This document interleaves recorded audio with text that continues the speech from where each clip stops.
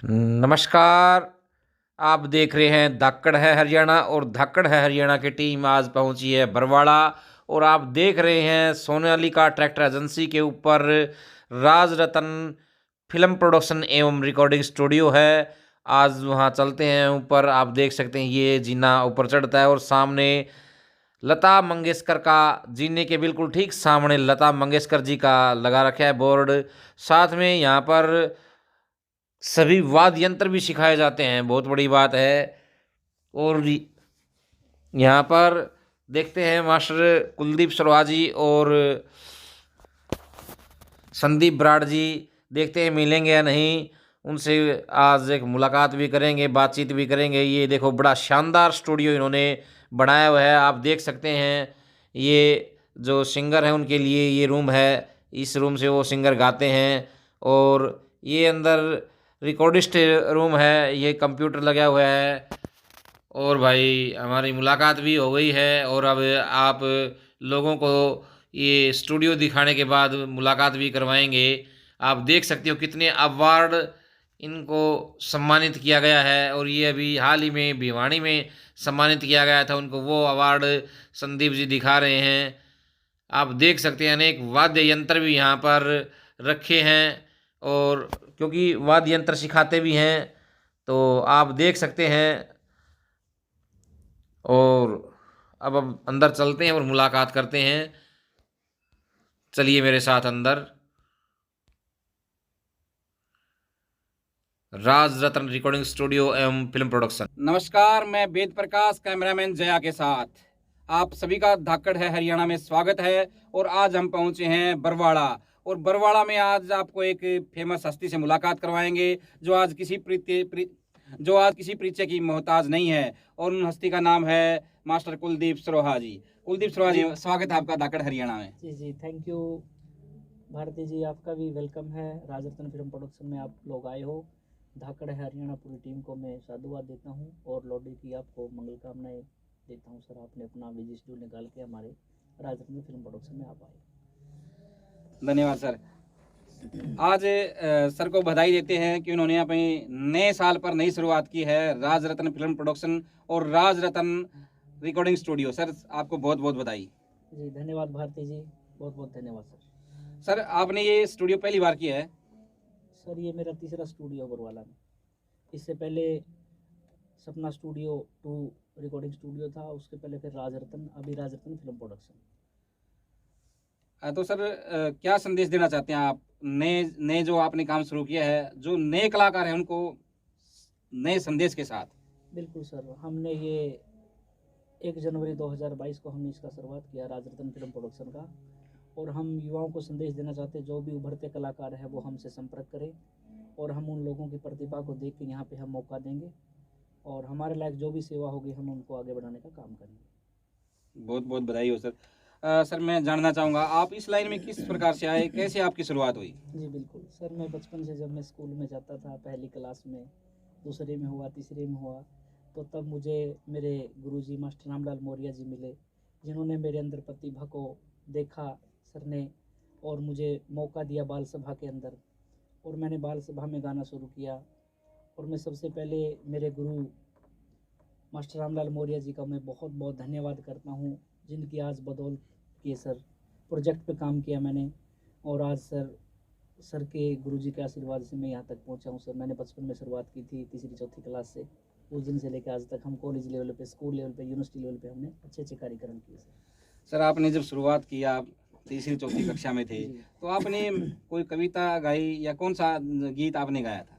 मैंने गीत, मेरा जो पहला गीत था सर तीसरी क्लास में, जब रामलाल मौर्य जी ने, मेरे गुरुजी ने गवाया था मेरे से सॉन्ग, वो था दिल दिया है जान भी देंगे ए वतन तेरे लिए, कर्मा फिल्म का सॉन्ग था सर। वो मैंने गाया था सर बाल सभा में। और वहाँ से वो उस सभा से सर ने मेरी तैयारी करवाई 26 जनवरी की सर। उस सॉन्ग से मैंने शुरुआत की थी सर। जब आपने पहली बार मंच पर अपनी प्रस्तुति दी, लोगों ने, बच्चों ने, अध्यापकों ने आपके लिए तालियां बजाई, तो कैसा महसूस हुआ? बहुत गर्व महसूस हुआ सर अपने आप पे। और उस दिन से मैंने ठान ली थी कि मैंने इस लाइन में काम करना है। दिल दिया जान भी देंगे वतन तेरे लिए, कर्मा फिल्म का मैंने गीत गाया मेरे गांव बधावड़ में।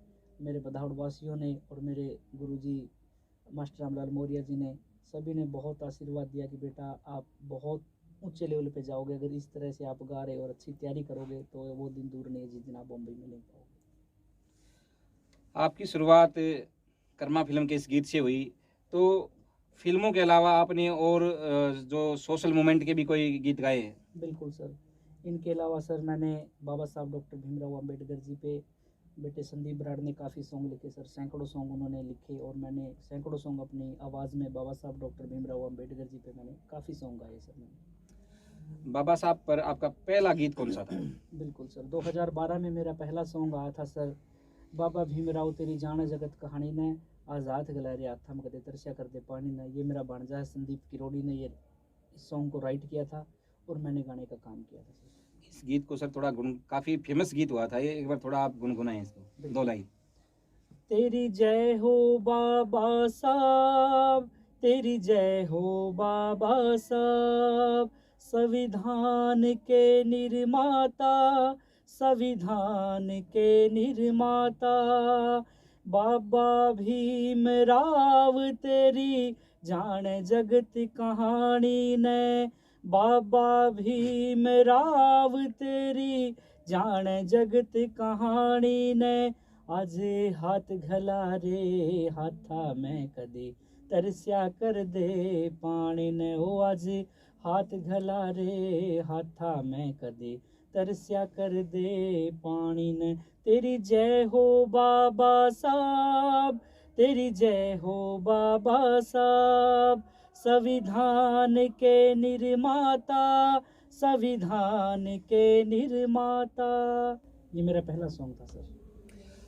अच्छा सर, आपने जैसे गाने की शुरुआत की तो आपको कब ये महसूस हुआ कि भाई आपको बाबा साहब के मिशन पर काम करना चाहिए?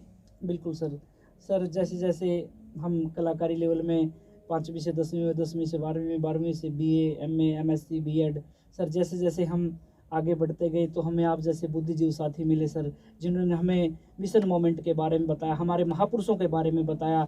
तो मैं इसके लिए भी मैं स्पेशल आदरणीय राजा राम सांजरवास जी को मैं बहुत बहुत धन्यवाद बोलना चाहूँगा सर। एक नाइट वो हमारे गांव बधावड़ में आए थे, मेरे पैतृक गांव मेरा बधावड़ सर, वहाँ पे सर आए थे और हमारे महापुरुषों के बारे में बता के गए थे सर। उस दिन से लेके आज तक हमने महापुरुषों के बारे में बेटे संदीप ने काफ़ी पढ़ा, मैंने भी पढ़ा, लेकिन संदीप लिखाई का काम बहुत अच्छा करते थे, राइटिंग का काम। तो संदीप ने काफ़ी सॉन्ग लिखे सर, वो उन्होंने लिखे और मैंने गाने का काम किया सर।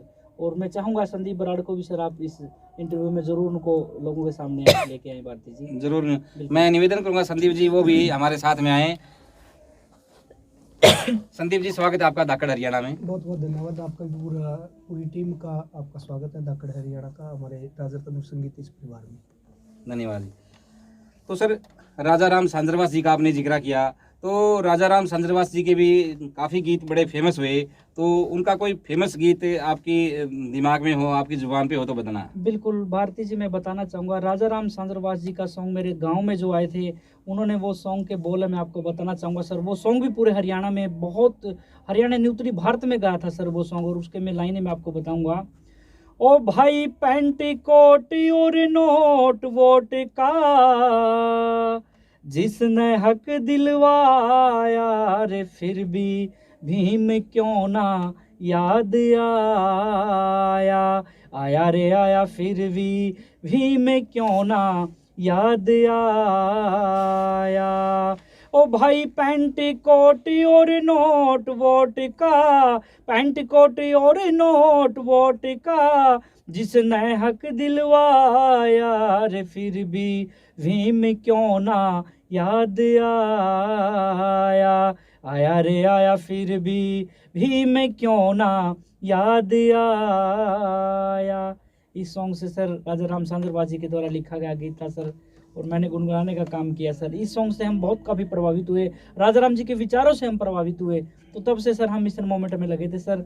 2014-15 में सर हमारे गांव में आए थे, उस दिन से लेके आज तक सर हम संतों महापुरुषों का गुणगान करते आए हैं सर। संदीप बराड़ ने काफ़ी सॉन्ग लिखे, बाबा साहब डॉक्टर भीमराव अंबेडकर जी पे, गुरु रविदास जी पे, तथागत बुद्ध पे, मान्यवर साहब कांशी राम जी पे, बहन जी पे, काफ़ी हमारे जो संत महापुरुष है उसके ऊपर संदीप ने लिखने का काम किया और मैंने वो सॉन्ग गाने का काम किया सर।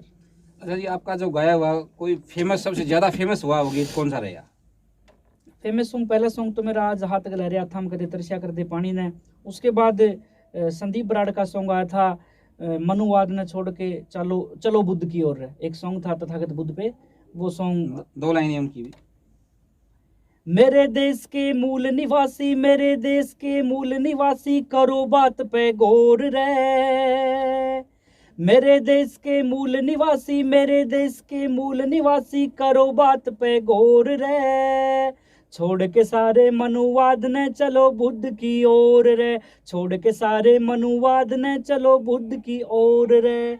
ये बेटे संदीप ने लिखा था सर, और मैंने ये गाया था, और ये गाना पूरे उत्तरी भारत में बहुत अच्छे लेवल पे बजा था सर ये सॉन्ग। तो सर जैसे मिशन मूवमेंट की बात आती है, तो क्या कारण रहा है आज हरियाणा में जो मिशन मूवमेंट जो बढ़ना चाहिए था आज तक नहीं बढ़ पाया है?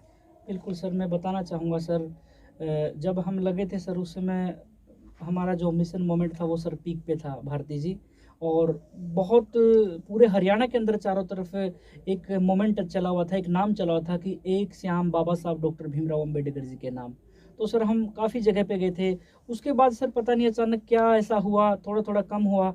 उसके बाद सर ये कोरोना काल आ गया था सर, उसमें काफ़ी मतलब प्रोग्राम बहुत कम लगे सर, नहीं तो हमारा मिशन मोमेंट काफ़ी पीक पे था, और अभी हम दोबारा से शुरू हो चुके हैं सर, इसको वहीं पे लेके चलेंगे सर, इसको कम नहीं होने देंगे। बाबा साहब डॉक्टर भीमराव अम्बेडकर जी ने भी कहा था कि मैं इस कार्रवाई को यहाँ तक बड़ी मुश्किल से, बड़ी शिद्दत से यहाँ तक लेके आया हूँ, अगर आप आगे ना लेके जाओ तो पीछे भी मत लेके जाना, आगे बढ़ा ना सको तो पीछे इसको मत लेके जाना। और इस बाबा साहब के इस सपने को हम पूरा करने में लगे हुए सर, इस मिशन मोमेंट को दोबारा से फिर उठाएंगे, कंधे से कंधा आप जैसे साथियों के साथ मिलकर इस मिशन मोमेंट को हम आगे तक ले जाने का काम करेंगे सर। सर जैसे बाबा साहब ने भी कहा था मुझे मेरे इस पढ़े लिखे समाज के लोगों ने धोखा किया, और आज भी समाज के ऐसे ही जो पढ़े लिखे लोग हैं वो समाज को गर्त में धकेलने का काम कर रहे हैं, समाज को आगे बढ़ने के बजाय पीछे ही खींचने का काम कर रहे हैं, क्या कहना चाहेंगे?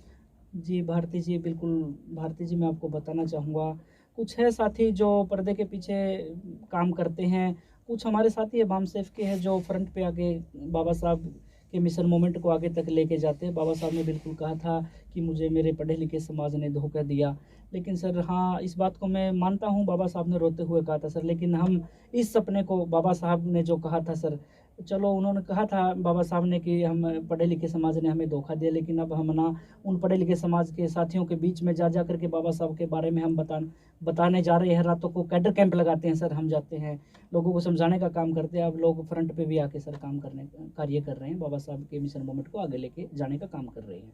तो क्या लगता है जिस गति से अभियान चला है हरियाणा में वो हम आगे बढ़ पाएंगे? बिल्कुल सर, बिल्कुल भारती जी, 101% सर। अब हम अभी गुरु रविदास जयंती आने वाली फरवरी में, शायद 22 फरवरी की है, तो उस दिन से हम इस अभियान को दोबारा से शुरू करेंगे। और आप जैसे जो पढ़े लिखे बुद्धिजीवी, 14 फरवरी शायद सर, 14 फरवरी को जो गुरु रविदास जयंती है उस पर हम दोबारा से आगाज़ शुरू करेंगे। आप जैसे बुद्धिजीवी साथियों को, हमारे समाज को इकट्ठा करने के, बहुजन समाज को इकट्ठा करके उनको महापुरुषों के बारे में बताएंगे और इस मिशन मूवमेंट को आगे तक लेके जाएंगे।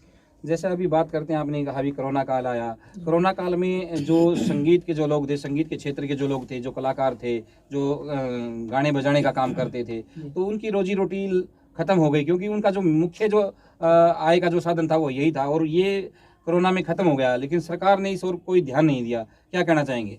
बिल्कुल बिल्कुल भारती जी, आपने बहुत अच्छा पॉइंट पूछा। कोरोना काल में कलाकारों की दशा और दिशा क्या रही, मैं बताना चाहूँगा सर।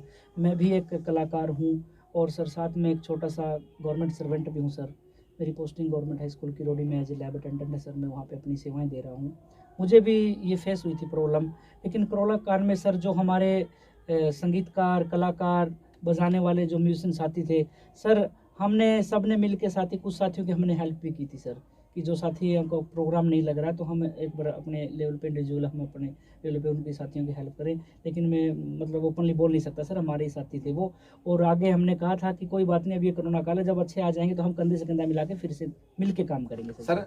आप और हम अपनी बात नहीं करें, हम सरकार की बात करें, सरकार ने क्या किया और क्या करना चाहिए था? बिल्कुल, सरकार ने सर हम कलाकार साथियों की तरफ कोई ध्यान नहीं दिया सर, बिल्कुल भी। लेकिन अभी ये प्रपोजल रखे हुए थे, अभी हरियाणा के कुछ उच्च कोटि के साथी मिले थे सरकार से, तो उन्होंने वादा किया कि हम कलाकारों के लिए भी कोई अलग से ऐसा सिस्टम बनाएंगे जो प्रतिभा उभर के आएगा हरियाणा के कलाकारों में।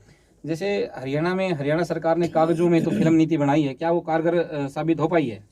नहीं हो पाई सर, बिल्कुल नहीं हो पाई। कागज़ों में बनाई है कि हम हरियाणा फिल्म सिटी बनाएंगे। अभी कागज़ों में तो है सर, बाकी ओपनली रूप से तो अभी तक तो हमारे सामने कुछ ऐसा है नहीं है सर। सर मिशन मूवमेंट के अलावा आपने हरियाणवी संस्कृति से संबंधित जो कोई गीत बनाए हैं, ऐसे कोई फेमस आपका गीत होया हो? सर मैंने मोस्टली मिशन मोमेंट में ही किया सर कार्य, और आगे भी कोशिश कर रहा हूँ कि मैं हरियाणा के लिए भी सर, मुझे जब जब भी मौका मिला है तो कुछ न कुछ नया कार्य करने की सोचता रहता हूँ सर। और आगे अगर आप लोगों की डिमांड रही तो बहुत जल्दी हरियाणा पे बड़े लेवल का प्रोजेक्ट हम लेके आ रहे हैं सर। बहुत बहुत धन्यवाद संदीप जी, आपका पुणे में स्वागत करता हूँ। जी, जी। और आपकी जो लेखन की जो शुरुआत हुई, मैं पूछना चाहूँगा कहाँ से हुई, कैसे हुई? मेरी शुरुआत जब मैं पहले लिखता था, लेकिन सर से मिला तो गुरुजी ने मेरे को बताया भाई इस प्रकार से, मतलब पहले मैं जैसे आपने कोई गाना लिख दिया उसके अंदर ही जोड़ तोड़ करके, मतलब इतना वो नहीं था। तो मेरी लिखने में रुचि थी, तो सर ने, मैं एक दिन मिला इनसे इंडिविजुअली किसी से नंबर वगैरह लेके, तो जब हमारी बरवाड़ा उधर ऑफिस होता था वहाँ बैठ के बातचीत हुई, तो इन्होंने बताया भाई ऐसे ऐसे लिखना है, वैसे है। तो उसके बाद फिर उन्होंने कहा कि बाबा साहब वाला जो ये मिस मूवमेंट वाला, इसमें कलाकार नहीं है और अपने पास स्टूडियो भी है, मैं गाने वाला भी हूँ, मेरे पास लिखने वाला नहीं है, तो आप मेरे को 1-2 गीत अच्छा लिख के दो। तो मतलब जैसे शुरू में किसी अनजान व्यक्ति के साथ भी होता ना, शुरू में तो मैंने भी इनसे 1-2 गाना पैसे दे के करवाया है, मैंने मेरी गोल से दिया। लेकिन उनके बाद जब हमारे अच्छे रिलेशन हुए, जब हम कंधे से कंधा मिलाकर इस मूवमेंट में चले, फिर हमने हज़ार, मतलब कभी 5 गाने, कभी 4 गाने, कभी डेली के हम ऐसे गाने करते थे, क्योंकि हमारे खुद के बजाने वाले थे, खुद के म्यूजिशियन थे, हम खुद गाने वाले, खुद के लिखनीय थे। तो बढ़िया वाली बात होगी, भाई गई घर की वही काका लिखनिया, फिर तो सारा ही हमारा हो गया था। फिर हमने एक से एक, हमारा मतलब 7-8 साल से मेरा और गुरुजी का बहुत अच्छा कॉम्बिनेशन रहा है हमारा आज तक के। मतलब छोटी मोटी हमारी किसी भी विषय को लेकर ऐसी कोई मनमुटाव वाली, और इनके कम से कम भी मैं कहना चाहता हूँ 18-20 शिष्य हैं मेरी नज़र, मेरे जो टच में रहे हैं, लेकिन कोई भी ऐसा नहीं रहा जो इनके साथ मैं इतने लंबे समय तक चल पाया हो। मैं इसमें अपने आप को सौभाग्यशाली मानता हूँ कि इनका आशीर्वाद आज तक मेरे ऊपर वैसे ही बना हुआ है। मतलब मैं बिल्कुल छोटा सा था जब इनके पास आया था, +2 करके 18 साल की एज थी मेरी, आज 25-26 साल का हो गया मैं। तो 18 साल का तब से आता, तो एक अपने बच्चे की तरह इन्होंने मेरे को आशीर्वाद दिया, प्यार प्रेम दिया। बहुत अच्छा लग रहा है इनके साथ काम करके। बहुत बहुत हमारी भी शुभकामनाएं, ये प्यार आपका यूं ही बना रहे। बिल्कुल सर। तो आपने पहली बार कौन सा गीत लिखा था? हाँ, मैंने पहली बार लिखा था हो सुन के बात पुरानी मेरा पटे से ही आ, रे सुन के बात पुरानी मेरा पटे से ही आ, कितनी मुसीबता में हो, कितनी मुसीबता में जिया वो गरीबों का मसीहा। ये गीत लिखा था मैंने बाबा साहब का। तो बहुत अच्छा लोगों ने मान सम्मान दिया। उसके बाद फिर मैंने चलो बुद्ध की और साइकिल उठा के दुनिया के मिशन की लग जगाई, कोट पैंट, बहुत अच्छे, मतलब फिर उसके बाद एक से एक बढ़ के मैंने बहुत से गीत लिखे। आपका सबसे ज़्यादा पसंद किया गया जो गीत था, जो सबसे ज़्यादा चला, कौन सा था? हाँ, मेरा सबसे ज़्यादा जो चला था एक ये चलो बुद्ध की ओर गीत। बहुत जहाँ भी मैं जाता था तो लोगों की डिमांड आती थी कि आप हमें वो गीत सुनाएं, चलो बुद्ध की ओर। बहुत अच्छा रिस्पॉन्स मेरे को इस गाने से मिला। कोई बच्चा है जो इस लेखन के क्षेत्र में आना चाहता है, उसको क्या संदेश देना चाहते हैं? उसको मैं यही संदेश देना चाहता हूँ कि अच्छे तरीके से काम करे, मेरे लायक जो भी सेवा हो, मैं आधी रात को मेरे पास फ़ोन करे या मेरे से मिले, जो भी होगा हम उसकी हर संभव जो हेल्प होगी वो करने की कोशिश करेंगे। बहुत बहुत धन्यवाद सर। कोई भी जो बच्चा है, कोई जो गाने का शौकीन है, कोई गायन के क्षेत्र में आना चाहता है, उनको क्या कहना चाहेंगे आप? बिल्कुल सर, मैं उनको कहना चाहूँगा कि कोई भी प्रतिभा है सर, वो राजरत्न फिल्म प्रोडक्शन बरवाड़ा में संपर्क करे सर। हम उनको तन मन धन से सपोर्ट करेंगे सर। रही बात संगीत और कला की, उसकी कैपेबिलिटी को देख के, उसके अंदर जो गाने की, लिखने की जो भी कैपेसिटी है लिखने की, तो हम उनको यहाँ पे मौका देंगे सर। वो गा सकता है, वो रिकॉर्ड कर सकता है, वो लिख सकता है, हम आगे लेके उसको जाने का काम करेंगे सर। कोई भी प्रतिभा हो, हमें संपर्क कर सकते हैं सर, हम उनका पूरा सपोर्ट करेंगे सर। बहुत बहुत धन्यवाद सर। एक बार आप अपना नंबर और इसमें बताएं ताकि लोग आपसे संपर्क कर सकें, ताकि वो आपके पास पहुंच सकें। बिल्कुल सर। वेद प्रकाश भारती जी, मेरा नाम master Kuldeep Saroya sir, Rajratna film production Barwala sir. और कॉन्टैक्ट नंबर है 9813520281। 98 135 20 281।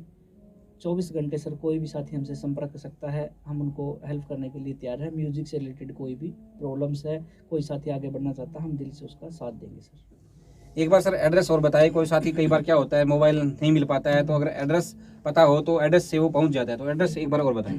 Rajratna film production Barwala, Hansi road, Jio के ऑफिस के बैक साइड, सोनालिका एजेंसी के ऊपर हमारा ऑफिस है सर, राजरत्न फिल्म प्रोडक्शन। धन्यवाद सर, आप दोनों का बहुत बहुत धन्यवाद सर। जी, सबसे पहले तो मैं आपका भी धन्यवाद करना चाहूँगा वेद प्रकाश भारती जी, जो आप भिवानी से चल के हमारे बरवाला राजरत्न फिल्म प्रोडक्शन में आए सर। धाकड़ है हरियाणा, इसकी पूरी टीम को मैं साधुवाद देता हूँ, जिन्होंने आपका अपना छोटा भाई समझ के भाई संदीप बराड़ और कुलदीप सरोया को अपने न्यूज़ चैनल पे लेके आए सर। आपका भी बहुत बहुत धन्यवाद जी, भारती जी बहुत बहुत धन्यवाद। धन्यवाद सर।